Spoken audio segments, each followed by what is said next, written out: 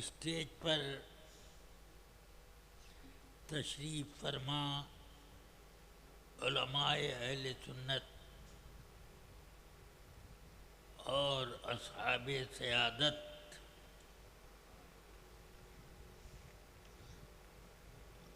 اور جتنے بھی بزرگ حضرات اسٹیج پر یا مجمع میں حاضر ہیں، ان سب کے ساتھ آپ تمام برادران اہل سنت کی خدمت میں السلام علیکم ورحمۃ اللہ وبرکاتہ۔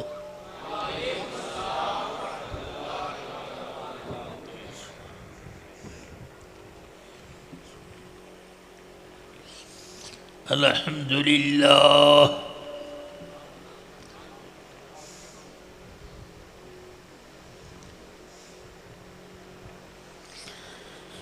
سبحان اللہ والحمد للہ ولا الہ الا اللہ واللہ اکبر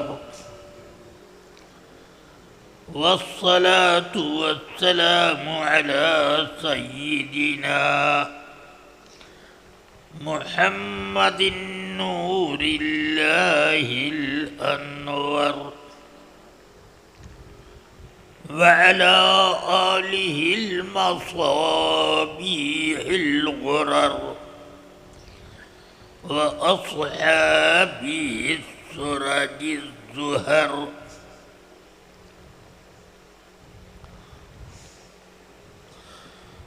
صلاة تنور بها وجوهنا وصدورنا وقلوبنا وقبورنا، أما بعد فأعوذ بالله من الشيطان الرجيم، بسم الله الرحمن الرحيم۔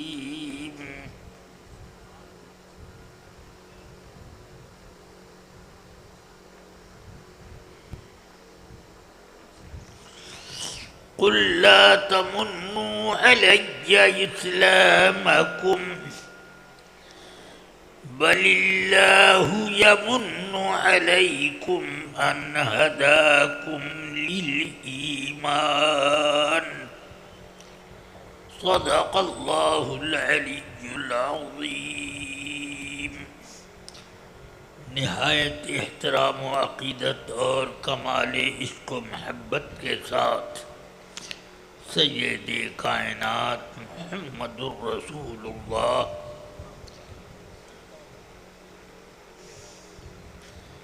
محبوب رب العالمین صلی اللہ علیہ وسلم کی بارگاہ بے کس پناہ میں نذرانے درود و سلام پیش کرنے کی سعادت حاصل کریں۔ اللہم صلی علی سیدنا و مولانا محمد معدن الجود والکرم وعلی آلہ و اصحابہ وبارک وسلم۔ رفیقان گرامی، عزیزان ملت، آج ہم لوگوں کو کچھ تھوڑی سی تکلیف پہنچتی ہے تو بلبلا اٹھتے ہیں اور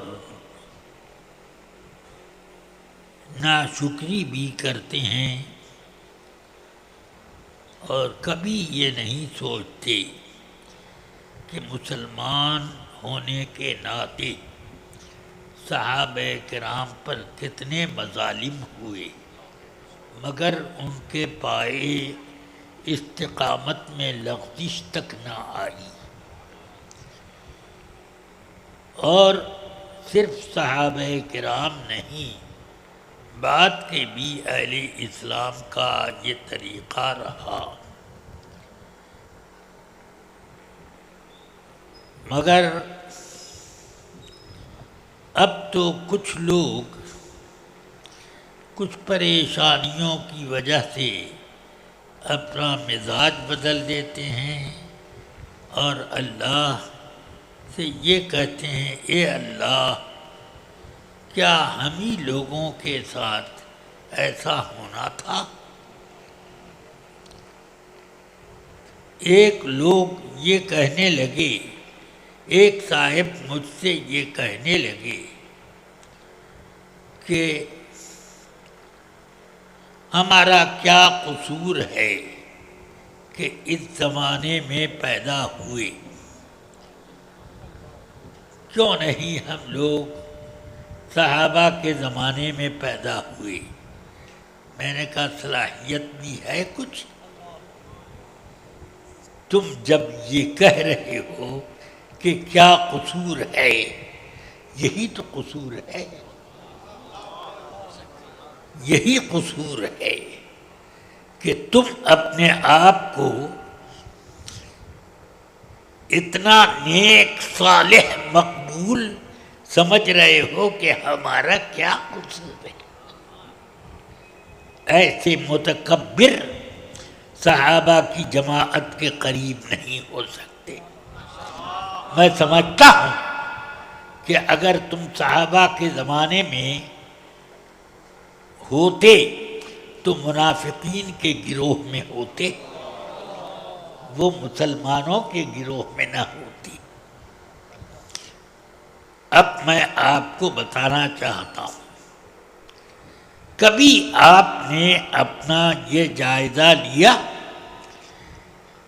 کہ جس نے ساری کائنات کو پیدا کیا، جو کھانے پینے کو دیتا ہے، سانس لینے کے لیے ہوا چلاتا ہے، جو تمہارے دل کی دھڑکن کو برقرار رکھے ہوئے ہے،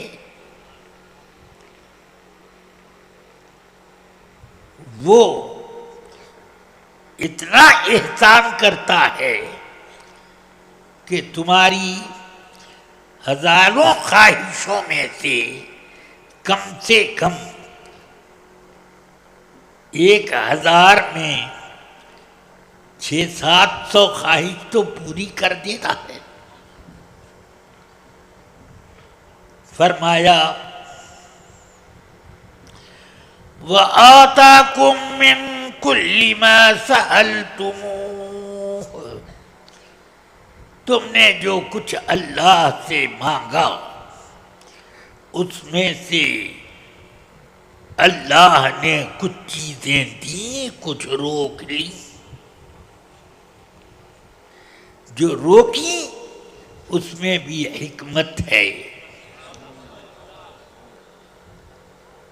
اور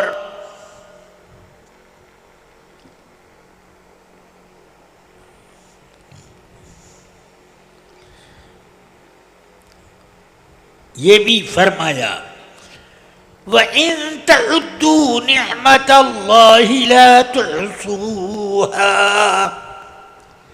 اللہ کی نعمتوں کو اگر تم شمار کرنا چاہو تو تم اس کا حساب نہیں لگا سکتے۔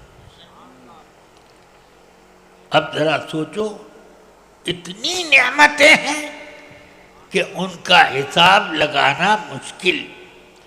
شیخ سعدی نے تو اس چیز کو سمجھنا ہمارے لیے آسان کر دیا۔ انہوں نے فرمایا کہ دیکھو، سانس ایک نعمت ہے اللہ کی، اس ایک نعمت میں 2 نعمت ہیں۔ یہ نعمت کہ سانس باہر سے اندر گئی، یہ ایک نعمت، اندر سے باہر آئی دوسری نعمت۔ اس کو اب آپ یوں سمجھو، اندر گئی اور باہر نہ آئی تو کہاں جاؤ گے؟ اور باہر آئی اور واپس نہ گئی تو کیا ہوگا؟ 2 نعمت، حساب لگاؤ 1 منٹ میں کتنی سانس، 1 دن رات میں کتنی سانس، 1 ہفتے میں کتنی سانس، 1 مہینے میں کتنی، سال بھر میں کتنی؟ یار سال تک پہنچتے پہنچتے حساب لگانا مشکل ہو گیا، زندگی بھر کا کیا حساب لگاؤ گے؟ یہ ایک نعمت ہے، یہ ایک نعمت ہے، اور ایسے بے شمار نعمتیں وفی انفسکم افلا تبصرون، تمہارے اندر جو وہ دی ہیں ہم نے، بصیرت سے کام نہیں لیتے؟ اللہ تعالیٰ نے اتنی نعمتیں دی، مگر اپنا شکر اور اپنی ناشکری دونوں کو شمار کرو کون زیادہ ہے؟ یہ ہم دیکھتے ہیں کہ بندوں میں ناشکری بہت ہوتی ہے، اب یہاں تک کہ اگر اللہ اس کو کسی بندے کے ذریعے سے کچھ پہنچا دے، کچھ اس کا کام بنا دے، تو وہ اس بندے کا شکریہ تک کرنا پسند نہیں کرتا۔ فرمایا رسول پاک نے، لم یشکر اللہ من لم یشکر الناس، اس نے اللہ کا شکریہ ادا ہی نہ کیا جس نے انسانوں کا شکریہ ادا نہ کیا، کیونکہ اللہ ڈائریکٹ بندے کو نہیں دیتا، دینا ہوتا ہے تو کسی بندے کے ذریعے سے، اسی لیے تو قرآن میں فرمایا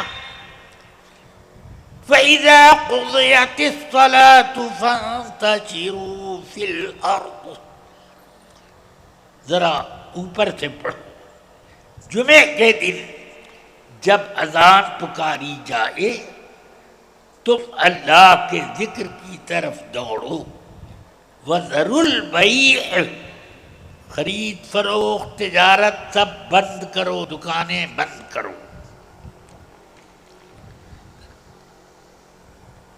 فرمایا جب نماز پوری ہو جائے تو تم مسجد سے نکل کر فانتشروا فی الارض، زمین میں پھیل جاؤ اور اللہ کا فضل اور اس کی نعمتوں کو تم تلاش کرو۔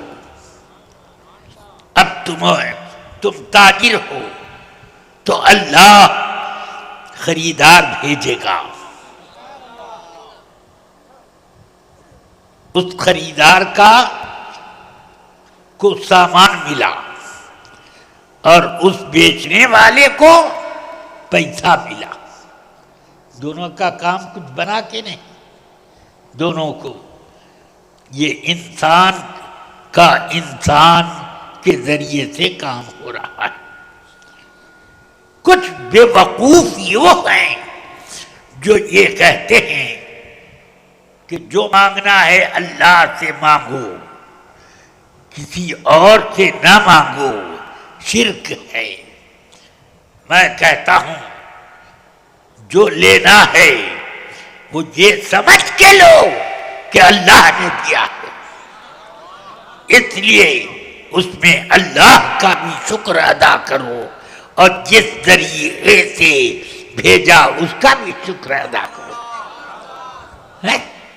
اس کا بھی شکریہ ادا کرو۔ تو اس طرح ہم لوگوں کے ہاں شادی بیاہ کا کارڈ نائی تقسیم کرتا ہے کہ یہ کارڈ جن کے نام ہے ان کو دے دو، سمجھ گئے؟ تو وہ کارڈ میں دعوت آتی ہے، نائی اس دعوت کا اطلاع نامہ لے کے آتا ہے، پھر اس کو 1 روپیہ 2 روپیہ دینا کاٹ کے لینے کے بعد، یہ طریقہ اور رواج سمجھ گیا؟ یہ اس کا شکریہ ہوا کہ تو دعوت لایا، یہ اس کا شکریہ، یہ انعام لیتا جا۔ سمجھ میں آئی بات؟ تو اس طرح اب آپ یہ دیکھیے اور اپنی نافرمانیوں کی لسٹ تیار کیجیے۔ دن بھر میں آپ نے کتنی فرما برداری کی، کتنی نافرمانی، راستہ چلتے چلتے کتنی غیر محرم عورتوں پر نظر گاڑی، یہ گناہ تھا کہ نہیں کی؟ سوچو تمہارے دل میں کتنے برے برے خیالات آئے، اور ان میں سے بعض خیالات کو آپ نے دل میں ایسی جگہ دی کہ یہ کر کے رہوں گا۔ یہ سب گناہ ہے، سمجھ گئے؟ وسوسہ یہ گناہ نہیں ہے، ہاں اس کو دل میں جگہ دینا یہ گناہ ہے۔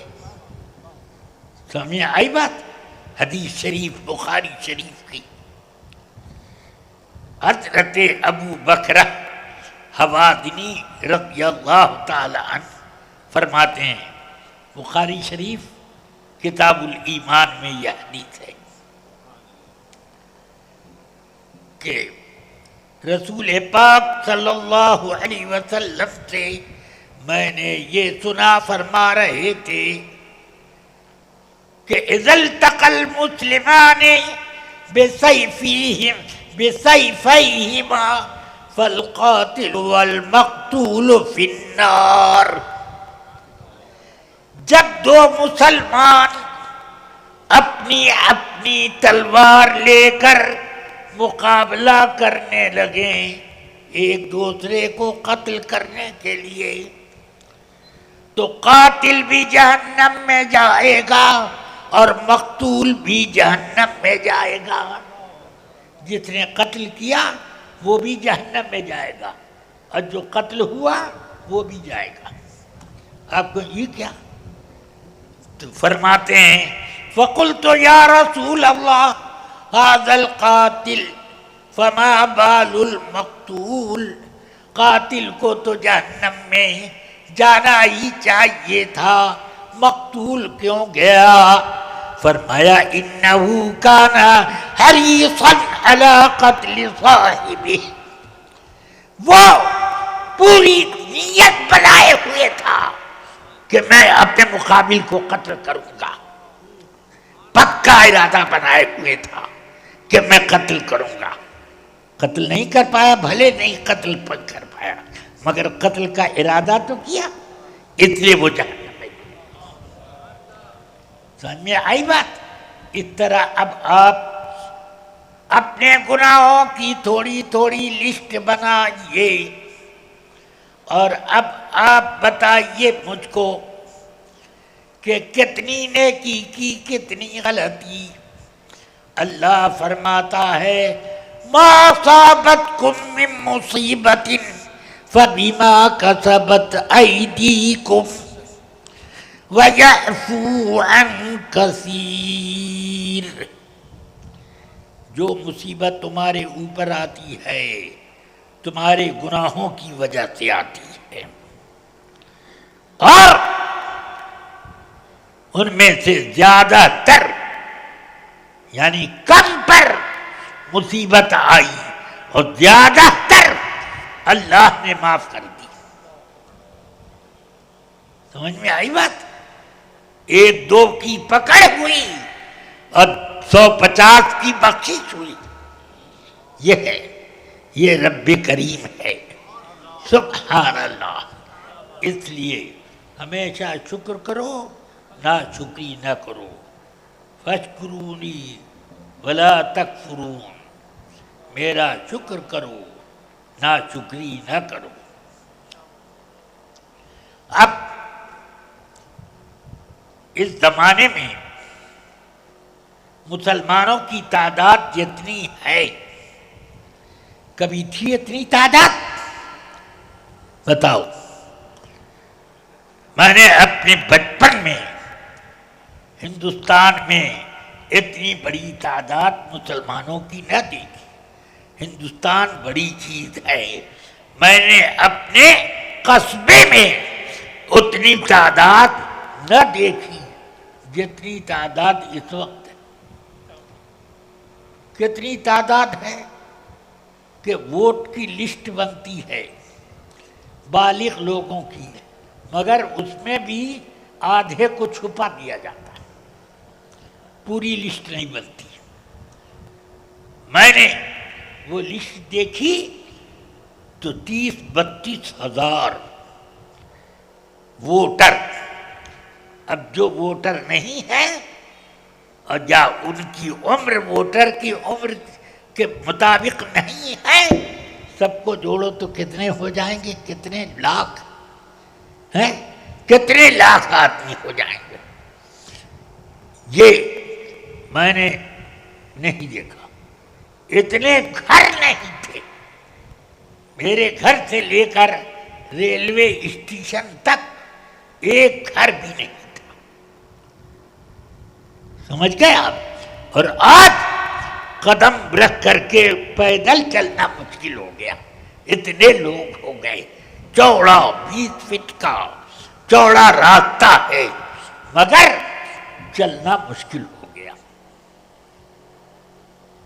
یہ آبادی بڑھ گئی. سمجھ گئے آپ؟ میں ایک گاؤں کی بتا رہا ہوں. اب اپنے گاؤں کی آپ ٹٹولیے. جو آپ کے یہاں بوڑھا ہو اس سے پوچھئے کہ آپ کے جوانی میں اور آپ کے بچپن میں کیا ایسے ہی آپ کی آبادی تھی؟ اس لیے میں کہتا ہوں ساری دنیا میں مسلمانوں کی آبادی بہت بڑی ہے. ایک مسلمانوں کی بلڈنگیں بہت شاندار ہیں، کھانا پینا زوردار ہے، کپڑا لتا روز روز کپڑا بدلو اور اس میں فیشن نکالو. بازار جانے کا کپڑا الگ، بستر پر سونے کا کپڑا الگ، مسجد جانے کا کپڑا الگ، یا اللہ، اور کسی آفس جانے کا کپڑا الگ. یہ کتنے کپڑے آپ کتنے چولے بدلتے؟ یہ ذرا دیکھیے تو یہ حال. اب آپ پیچھے مڑ کے دیکھو. صحابہ کے زمانے میں، تابعین کے زمانے میں کتنی بلڈنگیں تھیں. جھونپڑے میں وہ لوگ رہتے تھے. سمجھ گئے؟ کتنے وہ لوگ تھے جن کے پاس جھونپڑا نہیں تھا. وہ درخت کے نیچے ایک چادر یوں تان دیتے اور ایک چادر یوں گرا دیتے اور اسی کا پردہ وہی گھر. ایسے بھی لوگ رہتے تھے. مگر ہیبت کیا تھی ان مسلمانوں کی؟ روم کانپتا تھا، ایران لرزتا تھا، دنیا کی سب سے بڑی بڑی حکومتیں تھر تھراتی تھی. سمجھ گئے؟ وہ تھا. آج تم اتنے زیادہ ہو گئے، کیا ایک چنا بھی پھوڑ سکتے ہو؟ یہ پہاڑ بالکل سونا ہے، ایک چنا بھی پھوڑنے کے لائق نہیں. اس لیے اب میں سمجھتا ہوں کہ مسلمان تو ہیں مگر دل میں اسلام کی چمک، اسلام کی طاقت، ایمان کی سربلندی، یہ سب چیز دل میں نہیں باقی ہے. اس لیے اب خدا کے لیے مرنے کا وقت نہیں معلوم کس وقت آ جائے. سمجھ گئے؟ اس لیے میں تو ہمیشہ اللہ سے دعا کرتا ہوں، اے اللہ مجھے بستر پر موت نہ آئے، موت آئے تو دین کا کام کرتے ہوئے، تعلیم دیتے ہوئے یا تبلیغ کرتے ہوئے، اس حال میں مجھے موت آئے۔ سمجھ میں آئی بات؟ میں یہ دعا کرتا ہوں، اور آپ دعا کیا کیجئے پیسہ کماتے ہوئے موت آئے، پیسے کی گنتے ہوئے موت آئے، اس کو تجوری بھرتے ہوئے موت آئے، جو چاہو کرو، مگر کیا تمہاری تجوری، تمہاری بلڈنگیں، تمہارے کھانے پینے، لباس کی زینت، یہ سب کچھ ہونے کے بعد تم اس لائق نہیں ہو کہ اپنا رعب 10 بلوائیوں کے اوپر ظاہر کر دو۔ سمجھ گئے؟ یہ نہیں۔ اللہ تعالی ہمیں اور آپ کو نعمت عطا فرمائے اور پوری ہدایت سے نوازے۔ یاد رکھو، ہمارے پاس سب سے بڑی دولت کیا ہے؟ یہ آنکھیں، پیسے، تجوریاں، بزنس، بلڈنگیں، کھیتوں کے فارم، فیکٹریاں، یہی سب سے بڑی بڑی دولت ہے۔ یہ سب فنا ہونے والی، اور کچھ دنوں کے بعد چھوڑ کر کے آپ کو مٹی کے نیچے جانا ہے۔ کوئی بلڈنگ، کوئی چیک بک، کوئی یہ کوئی وہ، کچھ نہیں لے جاؤ گے۔ ہاں البتہ تمہارا رشتہ ایمانی ظاہر کرنے کے لیے اگر تمہارے وارث تم سے محبت رکھتے ہیں تو ایک سچے پیر کا شجرہ اس میں رکھ دیں گے کہ فرشتے آئیں تو اس شجرے کو دیکھ کر کے اس پر رحم کریں کہ یہ مرید ہے غوث اعظم کے سلسلے کا، یہ مرید ہے غریب نواز کے سلسلے کا، یہ مرید ہے شیخ شہاب الدین سہروردی کے غلاموں کا، یہ مرید ہے شیخ نقشبند کے سلسلے کا۔ یہ دیکھ کر کے یہ کریں گے۔ کوئی چیک بک کیوں نہیں رکھ دیتے کہ وہ، اور کیوں نہیں پاس بک رکھ دیتے کہ فرشتے دیکھے کہ کتنا دولت مند تھا۔ کوئی ڈیڈ، مکان، زمین، جائیداد کی کوئی ڈیڈ تو رکھ دیتے، اس میں کچھ نہیں، نہ مکان لے جا سکتے اور نہ دکان، اور نہ اس کی ڈیڈ، کچھ نہیں لے جا سکتے۔ تو اس لیے اب آپ سمجھ لو سب سے بڑی نعمت ایمان کی۔ اگر تم مسلمان ہو تو تم یہ یقین رکھو کہ قبر میں نکیرین تم سے سوال کریں گے، سمجھ گئے؟ پوچھیں گے کہ ما تقول فی ھذا الرجل، اس شخصیت کے بارے میں تمہارا کیا عقیدہ ہے، کیا باتیں بولتے تھے؟ تو فرماتے ہیں میرے آقا، اما المومن اب الموقن، مومن اور صاحب یقین جب ہوگا تو اس سے پوچھیں گے تو وہ نظر اٹھا کے دیکھتے ہی فوراً بولے گا ہوا محمد رسول اللہ جاءنا بالبینات والہدی فآمنا بہ واتبعناہ، ہوا محمد صلی اللہ علیہ وسلم۔ 3 مرتبہ یہی جواب دے گا۔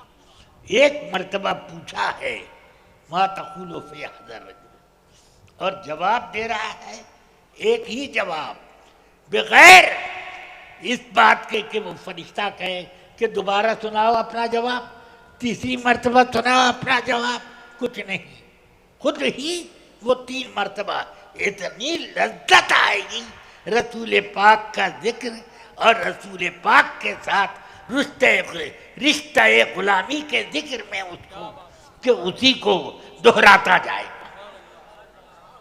سمجھ گئے؟ وہ عمل منافق، لیکن منافق ہوگا تو وہ کہے گا ہوا لا ادری، میں ان کو نہیں پہچانتا. كنت سمعت الناس يقولون فكنت اقول، میں کچھ لوگوں کو ان کے بارے میں کچھ کہتے سنتا تھا، میں بھی وہی بات کہہ دیتا تھا. کیا مطلب ہوا؟ اللہ تعالیٰ اس کو کلمہ بھی بھلا دے گا. اسی چیز کو قرآن حکیم میں اللہ تعالیٰ نے فرمایا یثبت اللہ الذین آمنوا بالقول الثابت. قبر میں ہر ایک جواب بھول جائے گا مگر اللہ تعالیٰ ایمان والوں کو ایمان یاد دلاتا ہے. منافق بھول جائے گا. کلمہ پڑھتا تھا، یہاں گلی گلی کلمہ سناتا تھا، مگر قبر میں جانے کے بعد بھول جائے گا، یاد نہیں رہے گا. مسلمان بھی بھول جائے گا مگر اللہ اس کو یاد دلا دے گا. یہ پڑھ ہوا محمد رسول اللہ جاءنا بالبینات والہدی سبحان اللہ. فآمنا به واتبعناہ. بخاری شریف کتاب الایمان ان اسماء بنت ابی بکر رضی اللہ تعالی عنہما. یہ حدیث بخاری شریف میں اسی طرح ہے جس طرح میں نے سنائی. سمجھ میں آیا؟ سبحان اللہ. اس میں پہلے کے دو سوالوں کا ذکر ہی نہیں ہے. من ربک ما دینک، یہ سوال نہیں ہے. سارا سوال اسی ایک میں آ گیا. سبحان اللہ. نعرہ تکبیر، ان کو نعرہ مان رسالت، لیا، انہیں جانا، شریعہ. انہیں مانا، نہ رکھا غیر سیکھا. سبحان اللہ. للہ الحمد. میں دنیا سے مسلمان سبحان اللہ. گیا. نعرہ تکبیر، اللہ اکبر. نعرہ رسالت، یا رسول اللہ شہ سرکار تاج الشریعہ، زندہ باد، شہ سرکار تاج الشریعہ، زندہ باد، آمد سرکار محدث کبیر. زندہ باد. اب میں آپ کو بتاؤں کہ رسول پاک کے منافق کے زمانے میں منافقین کم تھے مگر صحابہ کیا ان سے دوستی کرتے؟ ان کی دعوت کھاتے؟ ان کو کبھی دعوت دیتے؟ ہمیشہ ان سے چوکنا رہتے.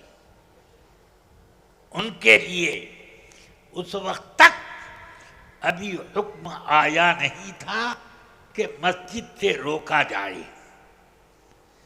اس لیے وہ لوگ نماز پڑھنے آتے تھے. اللہ تعالی بیان کرتا تھا کہ یہ لوگ نماز پڑھتے ہیں یہ لوگوں کو دھوکہ دینے کے لیے، یہ کام کرتے ہیں دھوکہ دینے کے لیے.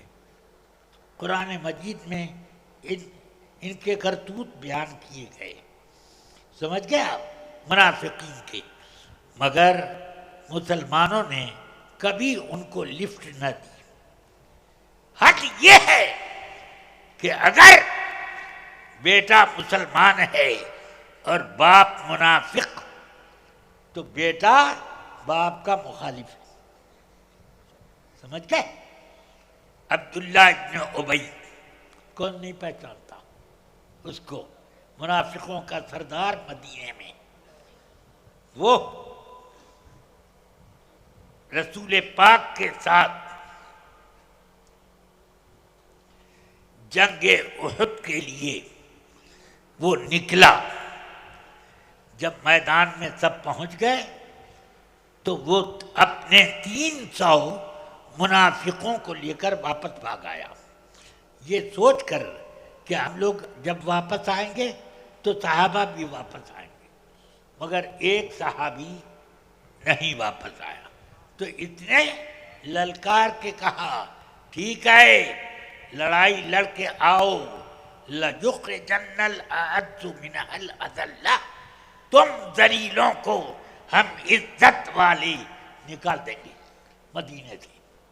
سمجھ گئے؟ یہ کہا اس نے. ٹھیک ہے، اس کے بیٹے جہاد میں شریک رہے. جب جہاد ختم ہو گیا تو اس کے بیٹے اس کے پاس تلوار لے کے آ کر کھڑے ہو گئے اپنے دروازے پر. کہتے ہیں نکل نکل، مدینہ خالی کر. تو نے ہی تو کہا تھا عزت والے ذلیلوں کو باہر کریں گے. تو ذلیل ہے، ہم مسلمان عزت والے. نکل. تلوار لے کے کھڑے ہو گئے، ورنہ قتل کر دوں گا. رسول پاک کو خبر ملی، فرمایا چھوڑو، ابھی ان کے بائیکاٹ کا حکم نہیں آیا ہے، اس لیے اس کو چھوڑو.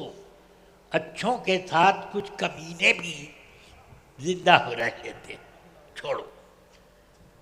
سورہ توبہ میں جب ایک آیت آئی تب حکم آ گیا کہ مسجدوں سے ایک ایک منافق کو باہر نکالو. تو میرے آقا نے ایک ایک کا نام لے کر پکارا، مسجد سے باہر، مسجد سے باہر. پہلا نام پکارا تو وہ ایسے ایسے کر کے بیٹھ گیا. اس کے چچا زاد بھائی اٹھے اور اس کی ٹانگ پکڑی، گھسیٹتے ہوئے لے جا کے مسجد کے باہر یوں کر کے پٹکا اور کہا کہ اب مسجد میں قدم رکھ، قتل نہ کر دوں تو میں قتل کر کے چھوڑوں گا تجھے. سبحان اللہ. ہاں. دوسرا تیسرا اسی طرح حضرت ابو ایوب انصاری کا ایک رشتہ دار، وہ بھی اس کا نام لیا گیا، نکل نہیں رہا تھا. ابو ایوب انصاری نے اس کے سر کے بال ہاتھ میں لپیٹ کر گھسیٹتے ہوئے لا کر مسجد کے باہر پٹکا. کئی لات اس کو اس رسید کی گھوسے سے مارا. فرمایا کہ مسجد میں اب آنا مت، آئے گا تو تو گھر نہیں جا سکے گا. سمجھ گئے؟ اس طرح سے لوگوں نے کیا. اور آج لوگ رشتہ نہیں ہے تو رشتہ جوڑتے ہیں. بیٹی دیتے ہیں، اس کی بیٹی لیتے ہیں. یار اب یہ گھروں میں طوفان آ گیا اور وہ طوفان دیواروں کو نہیں ہلا رہا ہے، وہ دل کی دیواروں کو وہ پراگندہ کر رہا ہے. اس میں جگہ جگہ سوراخ بنا رہا ہے، دل کے ایمان کو ادھیڑ رہا ہے. یا رب، اس لیے اپنے آپ کو بچا کر رکھو. اسی لیے اللہ نے فرمایا قُلْ لَا تَمُنُّوا عَلَيَّ إِسْلَامَكُمْ، اے پیارے محبوب اعلان کر دو کہ اے لوگو، تم میں سے کوئی اپنے مسلمان ہونے کا احسان میرے اوپر نہ رکھے کہ یا رسول اللہ ہم مسلمان ہوئے تو آپ کی میجورٹی بنی، آپ بڑی طاقتور ہو گئے، آپ کی عزت بڑھ گئی. یہ کوئی نہ کہے. بل اللہ یمن علیکم ان ہداکم للایمان، بلکہ اللہ احسان جتاتا ہے تم پر کہ تم کو ایمان کی ہدایت دی. ورنہ جیسے منافقوں کو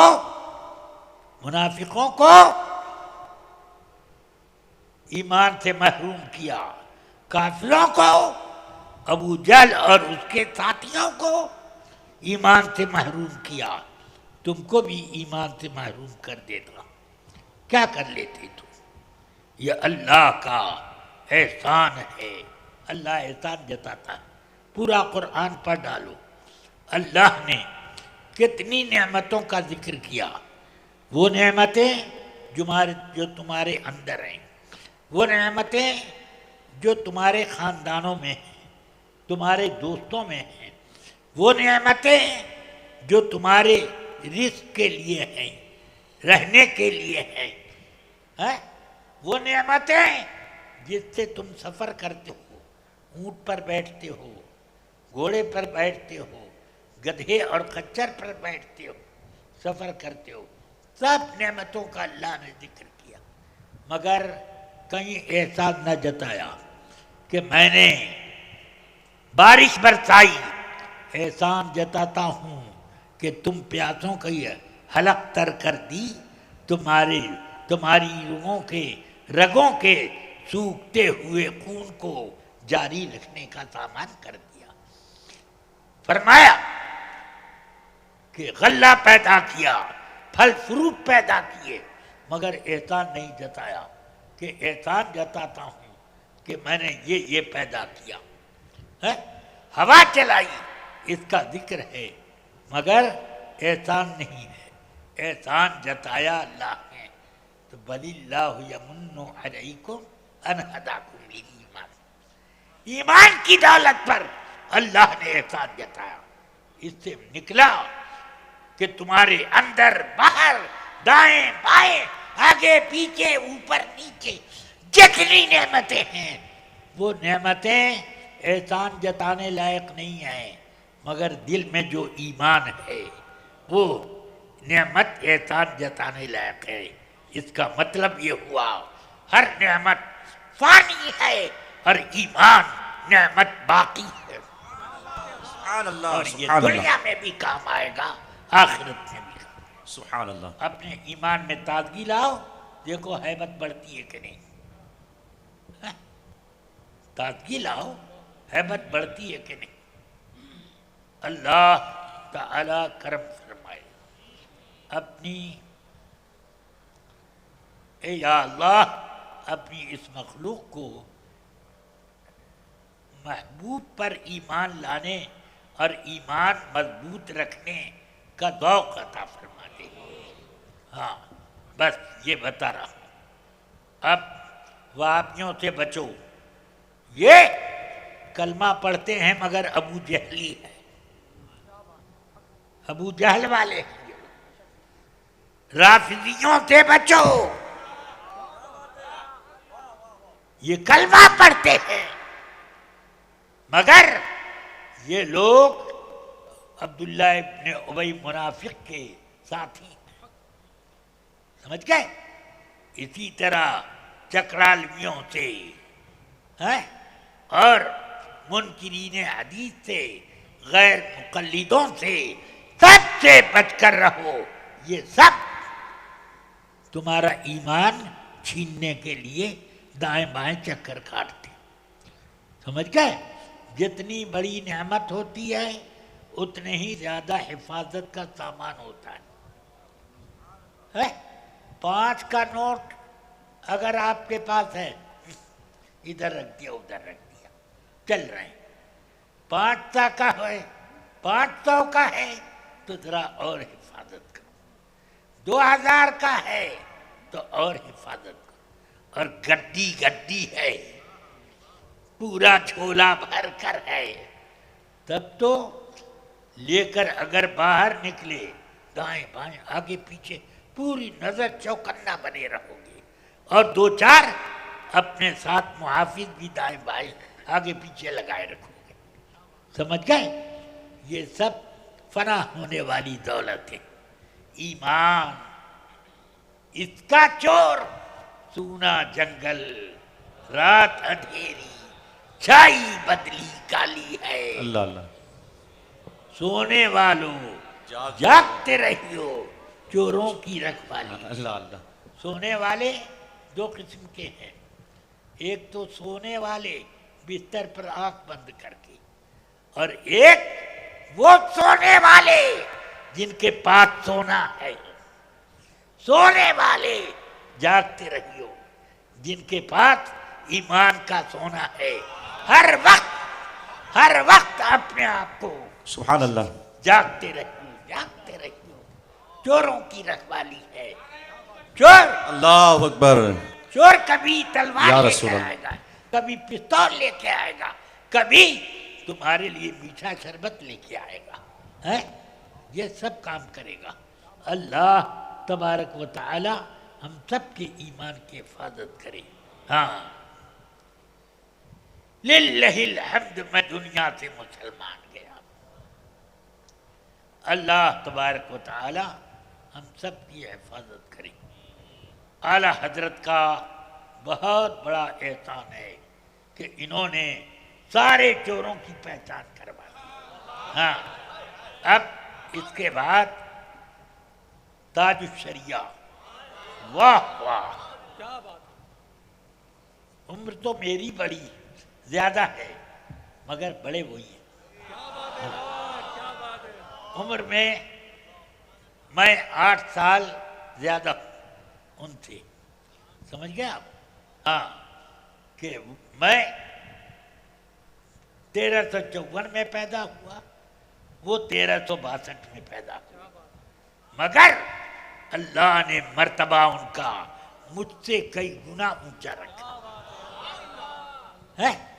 گئے ملک شام تو ایک بزرگ یمن میں رہتے تھے, ایسے آسمان کی طرف اٹھایا, ارے یہ ملک شام میں روشنی ایسی پھوٹ رہی ہے کہ آسمان جگمگا رہا.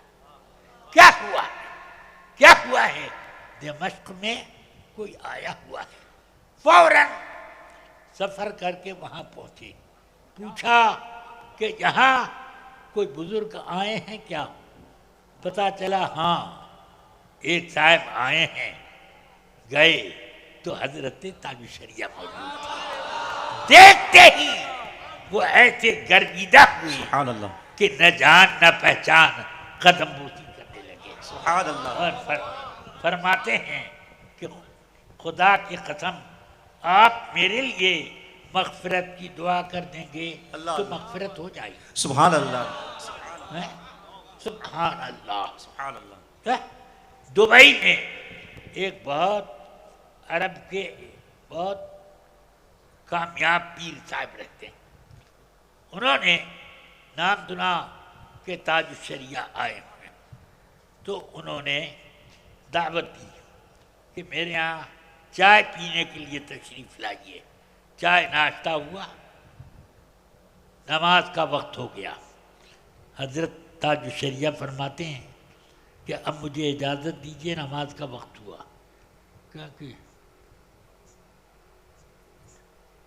کیا بات ہے؟ استنجے کی ضرورت ہے تو یہاں استنجا خانہ ہے, وضو کی ضرورت ہے تو یہ وضو خانہ ہے. کیا بات ہے؟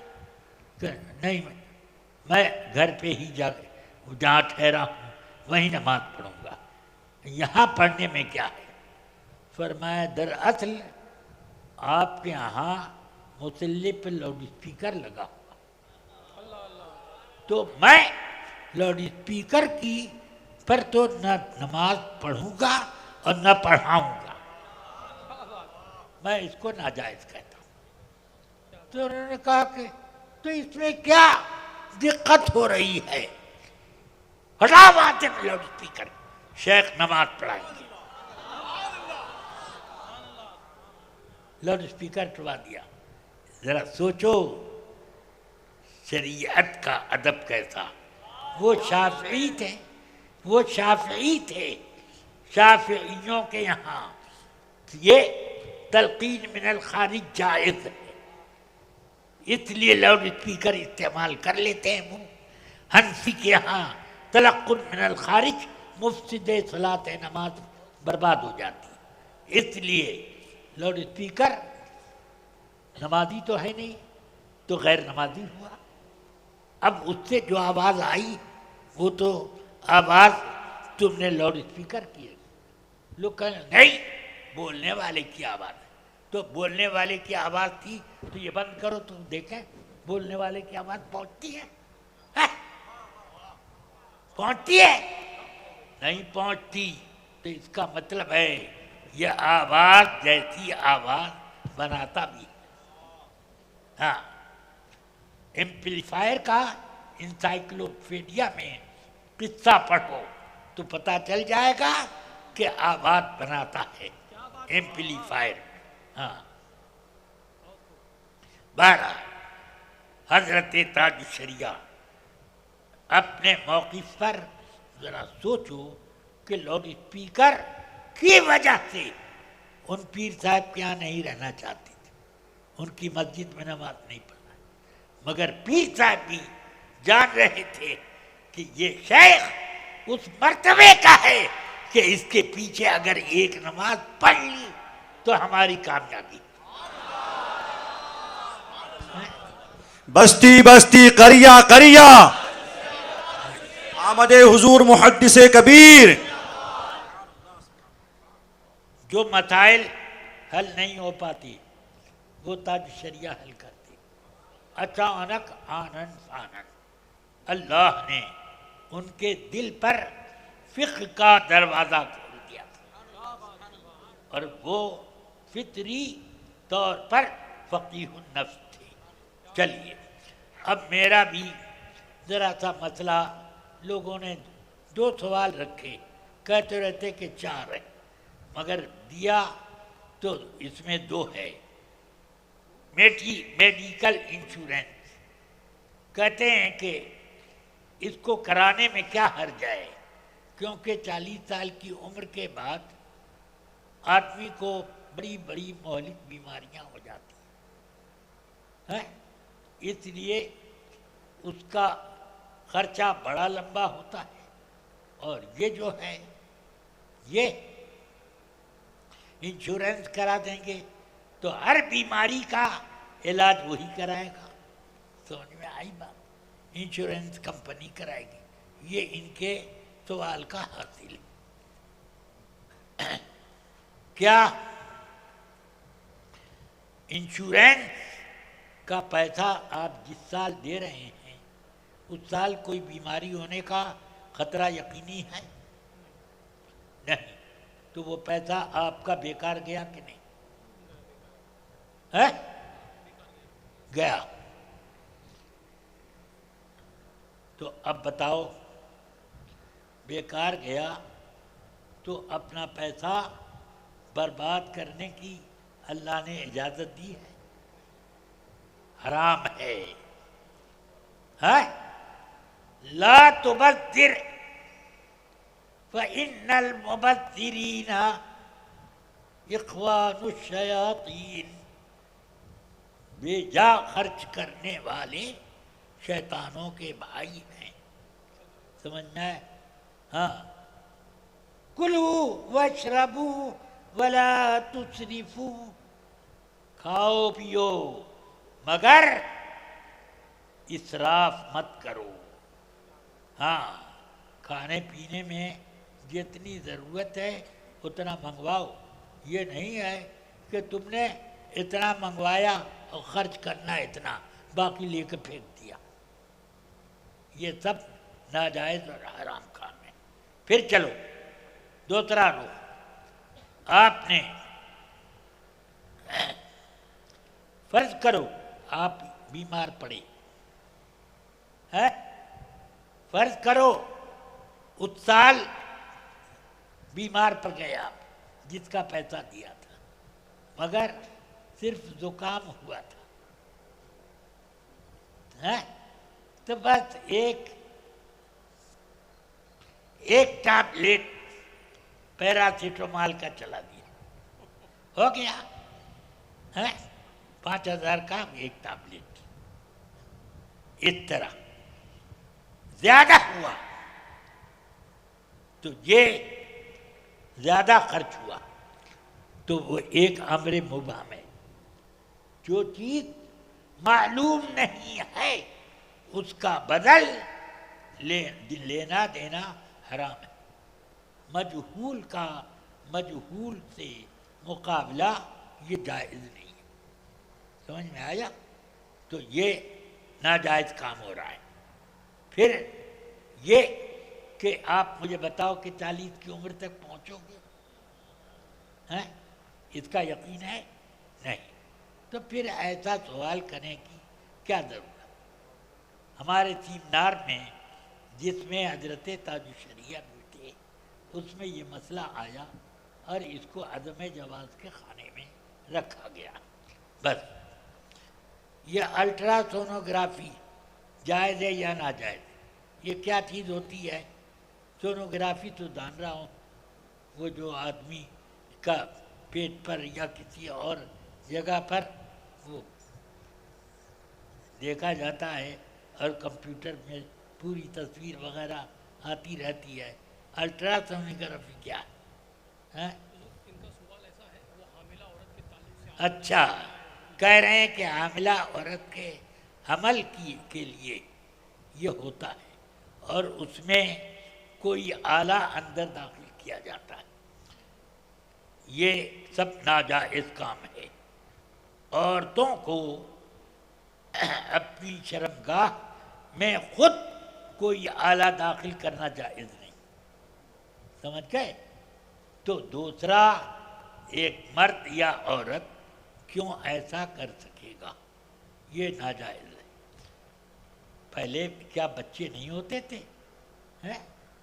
اب بھی کیا یہ الٹرا سونوگرافی 100%، 50%، 25%، 55%، 10% نہیں ہے؟ امیر لوگ ہی یہ کراتے ہیں، سمجھ گئے؟ اور یہ کیا بھائی آپ کی آبادی میں 5% لوگ الٹرا سونوگرافی کراتے ہیں؟ 5% بھی نہیں ملیں گے۔ تو ایسے کے لیے کوئی مسئلہ نکالا جائے گا، وہ بھی حرام مسئلہ کہ جائز کر دیا جائے اب سب لوگ وہ کیا کرو؟ معاذ اللہ، توبہ توبہ۔ اللہ تعالی ہم سب کو ہدایت پر قائم رکھے۔ توکل کرو اللہ پر اور دعائیں کرو، اپنے لیے دعائیں کرو، اللہ پر توکل کرو۔ اللہ تمہارے بچوں کی جو ماؤں کے شکم میں ہیں حفاظت کرے۔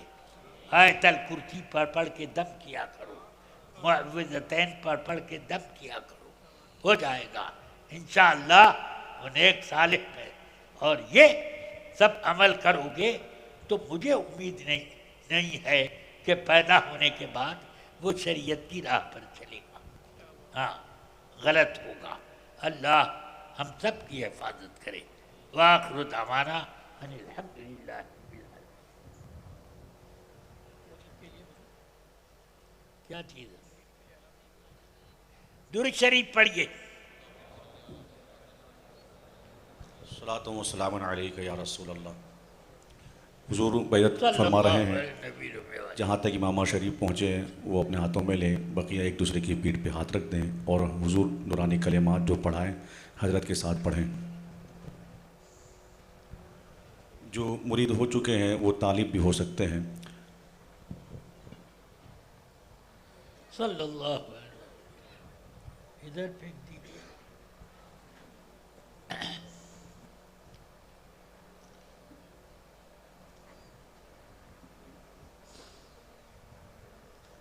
بسم اللہ اللہ، اور کھینچ لو۔ چلو ارے اس کو یہاں سے جوڑ دیجیے، لے جاؤ ادھر، یہاں جوڑ دیجیے بس۔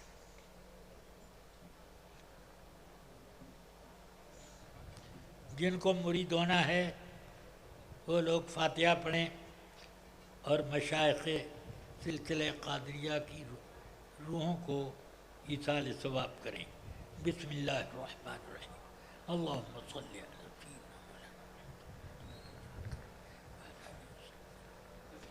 اعوذ باللہ من الشیطان الرجیم، بسم اللہ الحمد للہ۔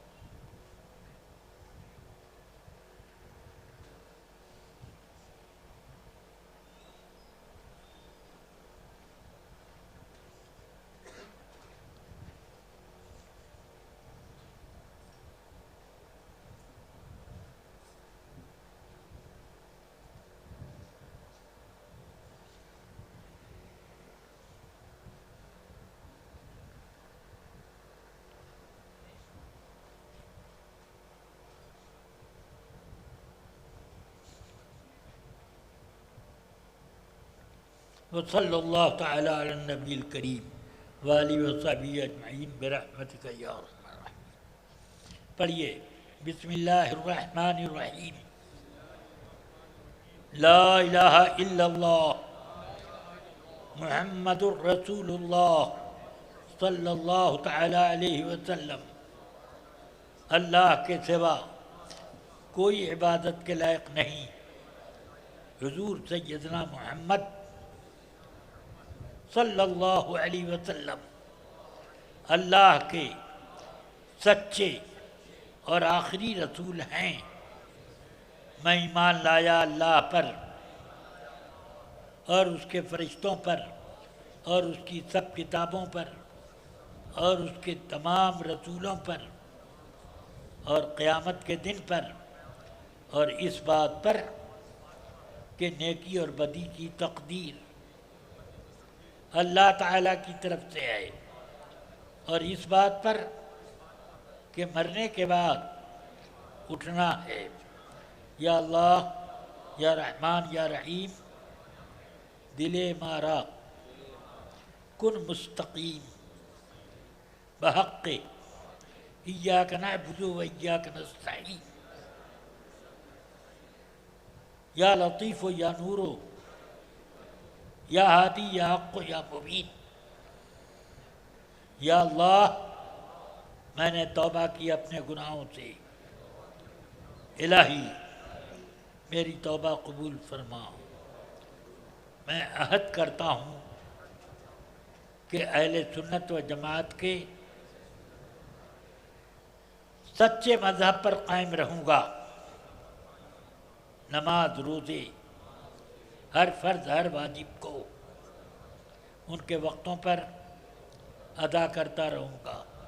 گناہوں سے بچتا رہوں گا، خاص کر جھوٹ، بدی، غیبت، چغلی، بد مذہبوں کی دوستی